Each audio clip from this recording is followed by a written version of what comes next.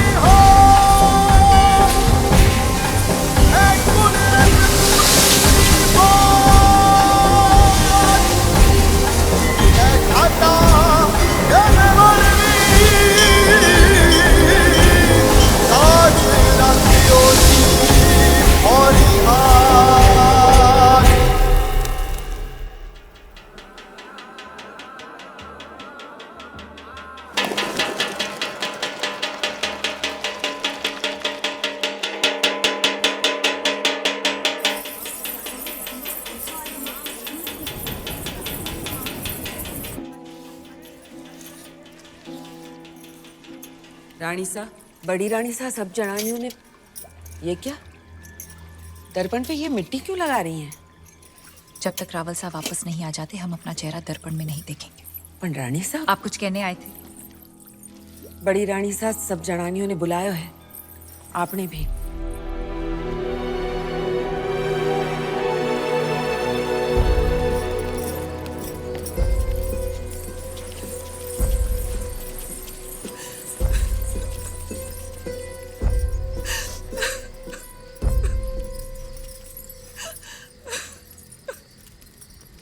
आपने हमें बुलाया?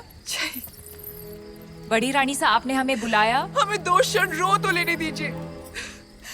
ना आप राजगुरु को देश निकाला देती, ना अलाउद्दीन से जा मिलते, और ना इस सूर्यवंशी चित्तौड़ पर यह ग्रहण लगता। अगर आज हमारे रावल साहब दुश्मन के हाथों में, तो इसमें दोष आपका है, आपके इस रूप का है। और देखने वाले की बुरी नजर का नहीं, उसकी नियत का नहीं है। और उसकी सजा तो मेवाड़ भुगत ही रहा है, पर सजा तो आपको मिलनी चाहिए। पर हुक्म, इसका दोष ही नहीं, उसे क्या सजा देंगे? जहर खिला दें, कुएं में धकेल दें या कारावास में डाल दें? सुल्तान की शर्त मानकर पद्मावती को वहां भेज दिया जाए। बड़ी रानी साहब, एक औरत होके आप ऐसा बोल रही हैं? इन्हें वहां भेज दें, सुल्तान के हवाले कर दें? असंभव। अगर ऐसा ना हुआ तो ना रावल सा रहेंगे, ना मेवाड़। बड़ी रानी सा, जो ऐसो बुरो बखत आ भी गयो, तो चित्तौड़ की एक एक औरत अपने आत्मसम्मान के लिए कूद जावेगी आग में, जौहर करेगी। पर अपनी छोटी रानी ने घर के बाहर पग भी न धरने देगी। हम आप लोगों को अपना दुख कैसे समझाएं?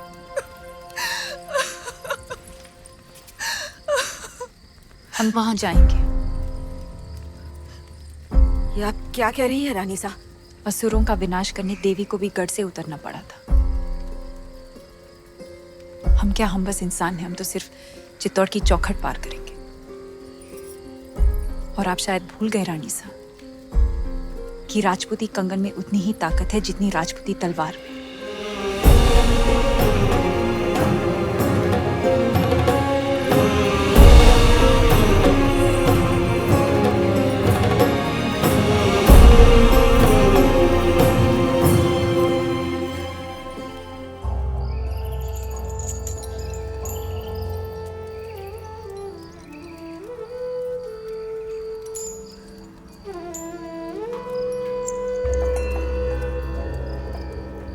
हुकुम, कहा था हमने मेवाड़ को घुटने टेकने पर विवश कर देंगे।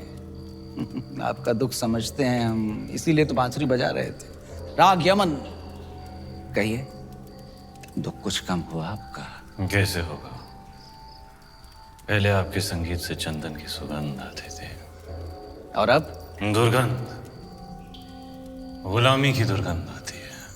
सर से पगड़ी उतर गई पर अहंकार नहीं उतरा अभी तक। वो तो शत्रु के सर के साथ ही उतरेगा। असंभव है। इस समय तो आपकी कुंडली में शनि मंगल दोनों वक्र हैं और उस पर राघव चेतन का चक्र है। सुल्तान के सामने सर तो झुकाना ही पड़ेगा। बजाइए यमन।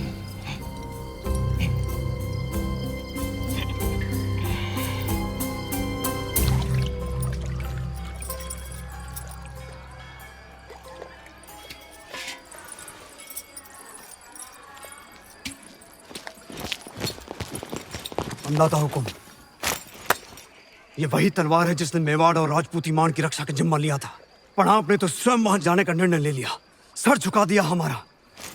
लीजिए ये तलवार और काट दीजिए सर। रावलसा को वापस लाने का यही एक रास्ता है। क्या हम सब में इतनी ताकत नहीं कि अपने हुक्म को वापस ला सके, या फिर आपको हमारी तलवार पे भरोसा नहीं रहा? भरोसा है, पर हर युद्ध केवल तलवार से नहीं जीता जाता। इस बार युद्ध नीति से जीतना होगा। हमारी तलवार। भेज दीजिए संदेशा सुल्तान को। हम आपकी बात से सहमत नहीं। एक भाई होने के नाते। ये बिनती एक बहन की नहीं, आदेश है मेवाड़ की रानी का।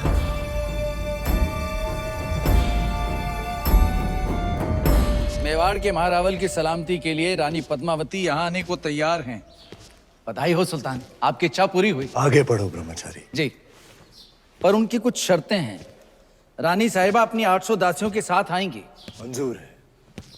उनकी व्यवस्था जनान खाने में की जाए, जहां कोई मर्द मौजूद ना हो। मंजूर है। आते ही वो रावल जी से मिलेंगी। उनकी रिहाई के बाद ही वो सुल्तान से मुलाकात करेंगी। मंजूर है। और आखिरी शर्त, पर ये तो संभव ही नहीं है सुल्तान। क्या चाहती हैं रानी पद्मावती? लिखा है, जब तक राघव चेतन का सर चित्तौड़ नहीं पहुंचता, पालकियां नहीं निकलेंगी। मंजूर है। ये तो अन्याय है सुल्तान। मत भूलिए, मेरी वजह से आप रानी पद्मावती को हासिल करने जा रहे हैं।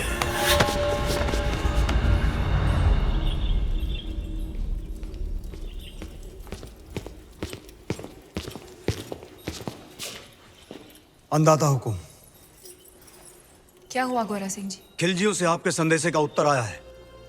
अलाउद्दीन ने आपकी सभी शर्तों को स्वीकार कर लिया है और साथ ही ये भेंट भेजी है।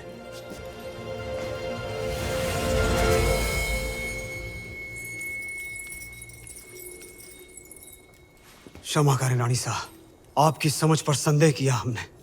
आपने तो चित्तौड़ में बैठे बैठे वहां पर हमारे एक शत्रु को मार गिराया। और अब सुल्तान की बारी।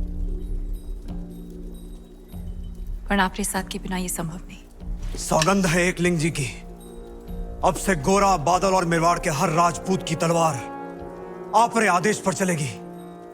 तो पालकियां तैयार कीजिए, हम कल ही जाएंगे। हुक्म। बहुत दिनों से रावलसा का चेहरा नहीं देखा।